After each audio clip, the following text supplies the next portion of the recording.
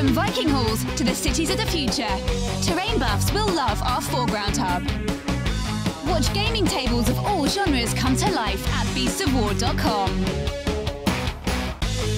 Humanity has been driven from Earth, but now it's time to take it back. Join the Reconquest and fight the Scourge on the Drop Zone Commander Hub at beastsofwar.com.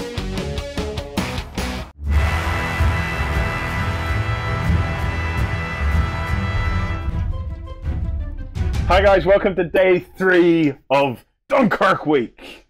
Today guys, we're going to be looking at Battlegroup. So we're going to scale up a little bit. 20mm games. Jim, we're fans of Battlegroup. We've got a lot of article series and stuff like that on it as well. There's some really interesting mechanics within Battlegroup that lend themselves to games that we want to explore here. So, Jim, if you want to kick us off, where can we go on the 20mm tabletop with this, and how can we tie it into Dunkirk? Okay, that's a great question. Previously, we were talking about 15mm. Yeah. And Battlegroup can handle 15, 20, or 28mm. With basically the same rule set, especially 15 and 20, because let's be real, the difference isn't that great in the size of the figures or the size of the battlefields. So this is kind of more of a question of like, what rule system do you enjoy, Flames of War or Battlegroup? Obviously, they're both great. Battlegroup has some additional detail to it. Yeah. The typical Battlegroup game tends to be a little bit smaller than a big Flames of War battalion-sized battle. You can try running battalion-sized battles in Battlegroup. I've tried it once or twice. It's more of a team thing. You want to get like 6 or 8 players together to try that, because there is a lot more detail in Battlegroup by design, and so you want like somewhat of a smaller game, kind of a company-sized. You wind up with 10 tanks or about 100 guys, some combination therein. So maybe like 5 tanks and 50 guys, something like that. For a Battlegroup game, it's basically a company level scenario. Is what we're looking at. So this allows for a lot more detail and tactical realism that the Battlegroup puts into its system. And when we're talking about Battlegroup, everyone who's a fan of Battlegroup, or anyone who really knows about Battlegroup, knows that it comes with a tiny little rule book that's like the base skeletal rule system.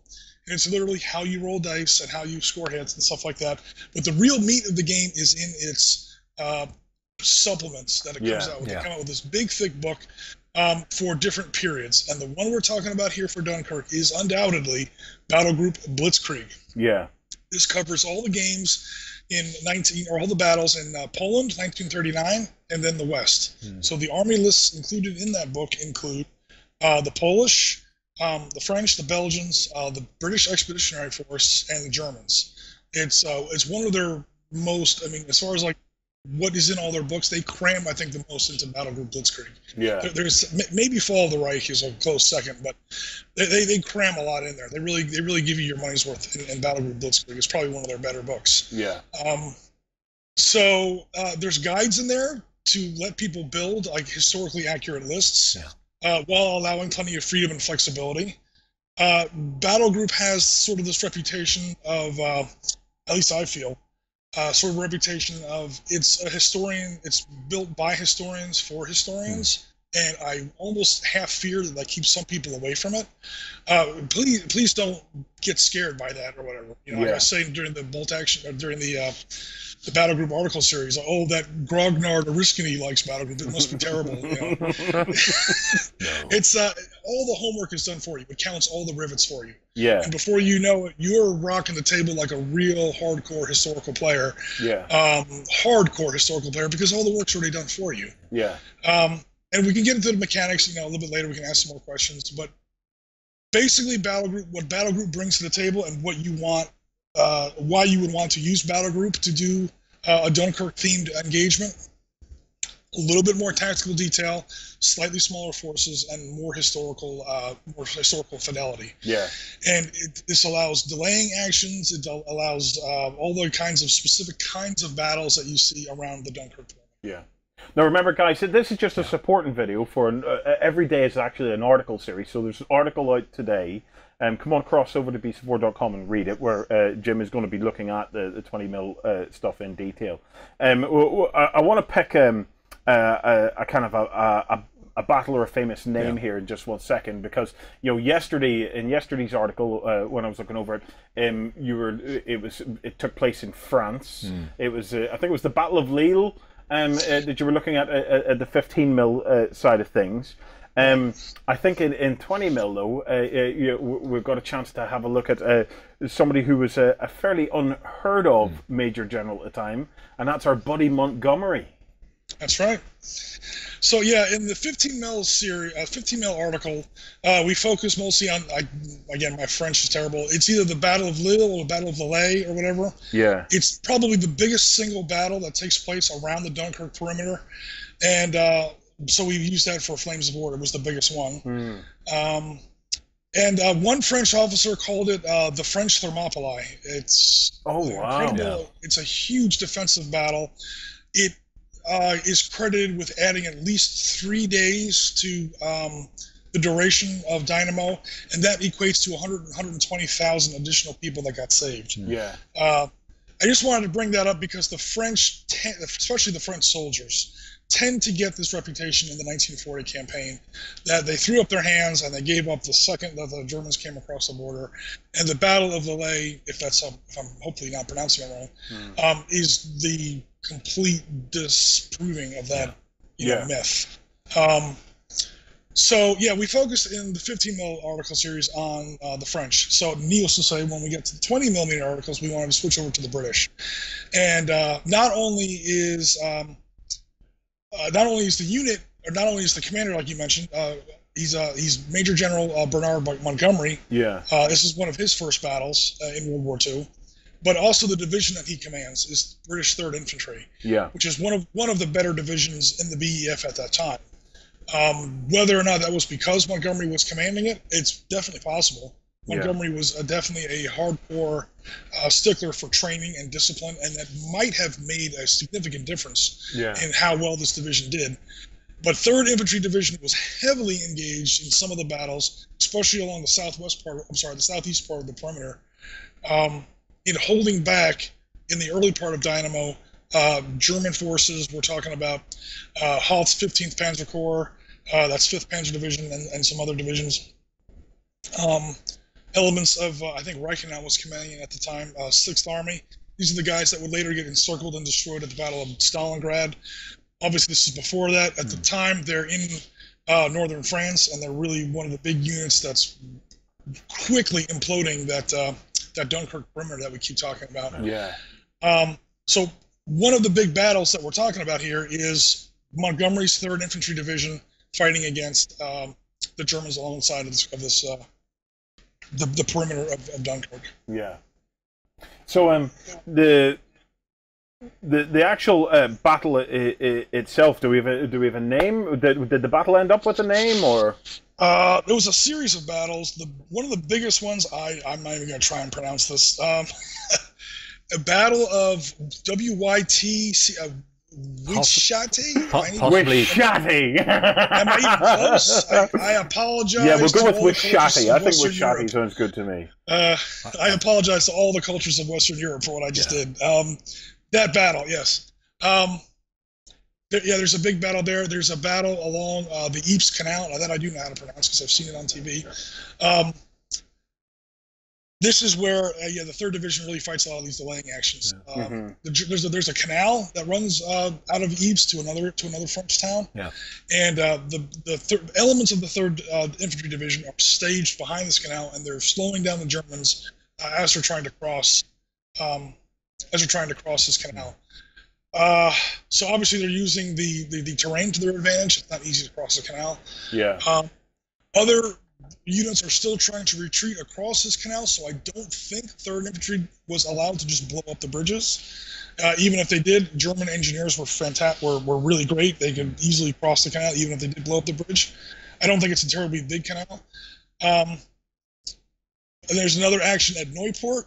where 3rd Infantry Division is heavily engaged. Yeah, they're really all over the place. A division, remember, is, especially an infantry division, covers a lot of ground. We're talking about a frontage of probably 5 to 8 miles. Yeah. And there are these tiny little French towns and villages dotted all through the countryside. So, I mean, take your pick. Yeah. And that's what makes it so great for wargaming, especially 20mm wargaming, is the fact that they're, you don't even have to have the name of the town. You can just say, here's part of the 3rd Infantry Division. You can build a 3rd Infantry Division list and say, somewhere near Dunkirk, May 28th, 1940. And you know what?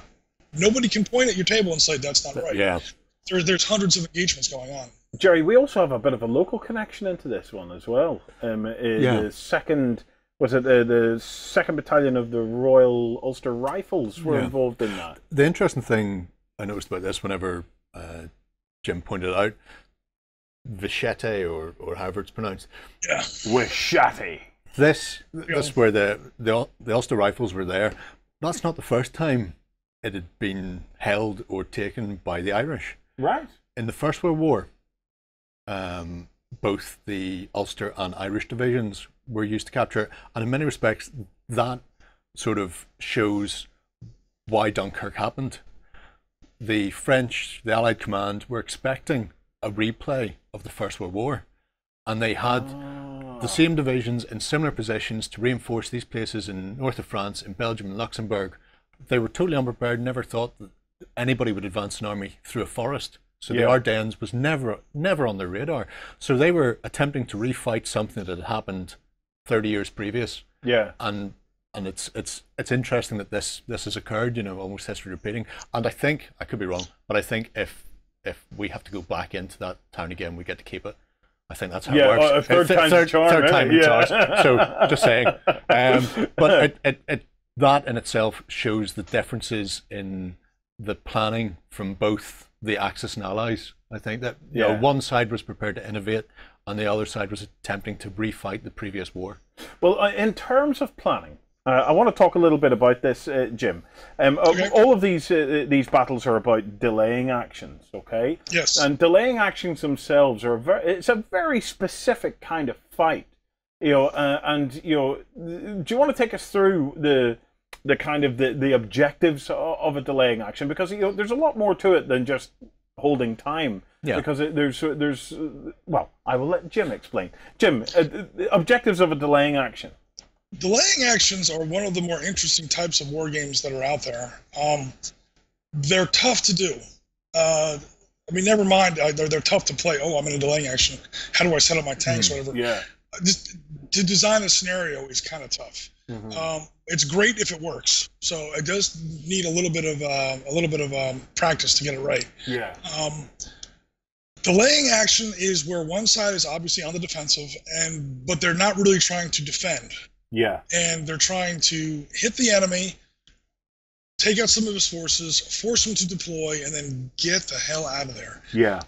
What makes them a little tough from a game design or a scenario design perspective is that the defender has to be utterly outclassed. Yes. It cannot be a fair game. If it's a fair game, you're not doing it right. Yeah. The attacker has to have a huge advantage in firepower, in mobility, in support assets. It has to have, everything across the board. Otherwise, the defender might have a chance to actually defend, and he's not supposed to do that. It's a delaying action. Yeah. Yeah. So it's very asymmetric in that sense. Yeah. I'm sorry? It's very asymmetric in that sense. The asymmetric, you have to be asymmetrical in your forces that favor the attacker, and then you have to be asymmetric in your victory conditions that favor the defender. Yeah. The defender pretty much has to hit the enemy, have a couple turns of the game, and then get most of his forces off the table. Yeah. The attacker has to, conversely, take the entire table, take it in a handful of turns, suffer practically no losses, and make sure that the enemy doesn't survive with anything. Yeah. And when I say survive, I mean these have to move off their side of the table. Mm-hmm. So you can put objective markers depending on what system you're using. You can put objective markers deep in the enemy's, deep in the defender's part of the table. Yeah. Probably on roads. That's where I would put them. Yeah. Probably on roads that are leading off the table. In this case, the Germans. The Germans want those roads. Mm-hmm. They want those bridges. That's what the important part of the battle is about. And say, like for Battlegroup, we've been experimenting with doing this. Battlegroup is won by whenever something bad happens to you. I'll go through this really quickly because we had a whole article series about it earlier. Yeah. Whenever something bad happens to you in Battlegroup, you have to draw what they call a battle rating counter. You get a tank gets blown up, you get outscouted, you get attacked by aircraft, and then you hold it in your hand, kind of like this, and you look at it, and your force has a total battle rating. And when your battle counters that you've drawn add up to your battle rating, you've lost. So you might have like a battle rating of 30, and these counters are numbered 1 through 5. And so whenever something bad happens to you, you have to draw a counter. And you put the counters on the table face down so your opponent can see how many counters you've drawn, but he doesn't know what those values are. Yeah. So there's a great fog of war and push your luck element in this game, where it's like, how close am I to really breaking that enemy fort? You know how close you are because you're looking at your counters. You know how bad shape you're in. You hear people screaming over the radio. People are calling for stretcher bearers. But as far as the enemy goes, you might see a little bit of flame. You might hear some people yelling in German or whatever. You have no idea what's really going on over there. Yeah. So what we do in our delaying actions in Battlegroup is we say, okay, at the end of every turn, the Germans have a huge force. They have a lot more battle rating room than the Allies do. But at the end of every turn, the German has to draw a couple battle rating counters. Turn 2, they have to draw a couple battle rating counters. Turn 3, they have to draw a couple battle rating counters. Forcing them to take the initiative. The defenders are playing for time. Yeah. Action. So it is literally a case of, as the British or the French or whatever, the game has to be set up that they will lose the battle, but they can still win the game. I think absolutely. I think that's key with anything like this, where you're not playing, like Jim says, a defense or a straight pitched battle. You have to set up what you want to do, so you have to give the goals and make the goals realistic. It's not just even that the Allied force are going out there to be butchered to a man. That's not going to help. So if it's the withdrawal, you need to factor that in, and however you want to do it. So whenever people are having a crack at these kinds of games, can they make? Is it advisable? And again, post below, guys, your ideas on this. What are the different and interesting ways we could set up victory conditions? Like, do we tie victory conditions to the number of turns? Yeah. So, for example, if I can stretch a game out to a 6th or a 7th or an 8th turn, I'm actually buying more time. Therefore, that turns into more victory points, because we had mentioned one battle that the French fought, which we believe added like 3 days to the escape. Another way of looking at it might be, you start with, I'm going to pluck numbers out of the air here. Let's say you start with a dozen units on the table as an Allied player. You have to hold for so many turns before you can start withdrawing. And then every unit that moves off table after, say, turn 3 will gain you extra victory. And then depending on how many turns you can hold post that. So every turn after turn 3, more of your forces are withdrawing back to the next line. So you're trying to hold back the tide. So not only trying to hold them off, you're also trying to get your guys off as well. You're not just pushing them out there to die in swathes. And things like that can really change the dynamic of a game, because no longer are you just going, right, well, I can hold here for 6 turns with what I've got. I'll just dig in. Now you're thinking, I can hold here for 3 turns, then I need to pull off the infantry, and maybe if I keep what armor I have, if I've got any armor, keep them till last, and then they can be the last elements to pull back. So things like this evacuation can really change up how you view a game. And that's what I love about this, and that's why this week is particularly exciting to me, because I want more wargamers to understand that a fair fight is not necessarily a fair fight. It's all about the victory conditions. It's not about the 2 armies on the tabletop. You can be completely outmatched, completely asynchronous in that sense, but you can still win the game. And it's about trying to think the bigger picture, rather than we have to get the points levels or whatever to match. It's not about that at all. It has its place. Three quick points. Number one, what Warren just said is absolutely critical in not just Dunkirk, any kind of historical wargaming. War is never fair. Generals do not meet the night before the battle and point up their lists. It doesn't work that way.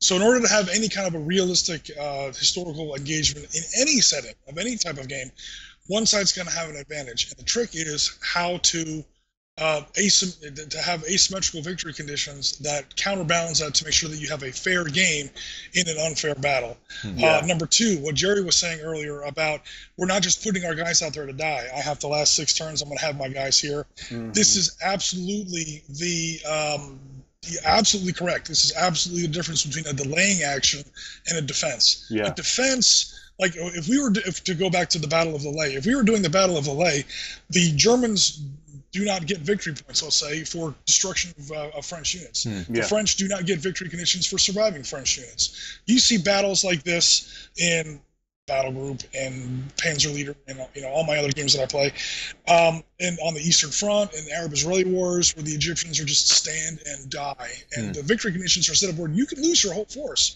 You can lose your whole force on turn 1 and still win, if that's the kind of game you're aiming at. A delaying action is not that. Delaying action is all about escape. Dunkirk is an evacuation. You can't evacuate if you're dead. So it's hit them. And then the third point is, like Warren was mentioning, the larger picture. None of these miniature games are big enough to put, say, a whole division or a corps on the table. But this is really what makes a delaying action work, and you have to kind of take a leap of imagination to see the bigger picture. Not only your 8x4 table, but the 50 8x4 tables around it. A division is 15 or 20,000 men, up to maybe 150, 200 tanks in an armored division. They're advancing in column, and they're trying to get to a certain point. The second they hit a problem, even if it's only for a couple of turns on one table, that division now has to deploy. That can take hours. That can take half a day. By the time they get off the road, they set up online, they break up all their regiments, they stage all their artillery, they get ready for a pitched battle, and now the defenders have run away again. Congratulations, that's a successful delaying action. Just by making the enemy set up. And this goes back to Napoleonics, American Civil War, American Revolution. This is an old school tactic. Get the enemy out of column and get him online. It seems awfully fast in a tactical sense. On our table, it takes like 1, maybe 2 turns. Now you have to multiply that by several hundred or even thousands, because we're talking about a division or a corps. And that's where the magic of a delaying action really comes into play. And so there's loads of opportunity, guys, to think about the very specific game scenarios that we can bring to bear here. And I'm very interested to hear your response on how you would fit them into your favorite rule sets, or what bolt-ons or whatever that you would create for your favorite rule sets. And remember, those rule sets don't even have to be historical. We're still mad keen to hear about your ideas of Dunkirk in space. Right, guys, look, thank you for that. We'll be back tomorrow. Tomorrow we're gonna go to God's scale. We're going 28 mil. Poser scale. Poser scale. So we're going 28 mil tomorrow. It's the penultimate day tomorrow, and then we're going to have a look at some of the other options that you can do in the air and at command level and whatever. So get your comments below, get your ideas in there, and then come back over again tomorrow, and we'll all start posing at our 28 mil scale.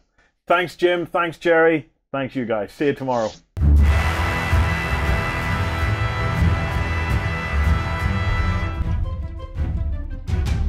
Go ahead and check out our other content on screen now, and be sure to check out beastsofwar.com for the latest gaming news and gaming Let's Plays. And while you're at it, why not hit subscribe, and remember to ding our dong. Go on, you know you want to click it. Go on.